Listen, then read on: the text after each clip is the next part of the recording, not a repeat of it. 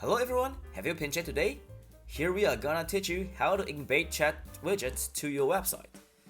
First, select the chat link you're gonna use for customer service on your website. Select Advanced Setting in the left side menu. So you are in the page of chat widget. You can choose the widget style like rounded, rectangle, or extended rectangle. Here I choose rectangle with image align left. And next, customize the appearance, including background color for the button and insert the text. And also you can upload your own icon from the button image. But let's move. You only need to copy the JavaScript code here and insert it into your website. Then everything's done. Easy peasy. Let your customer chat with you immediately. PinChat, the on-demand chat tool.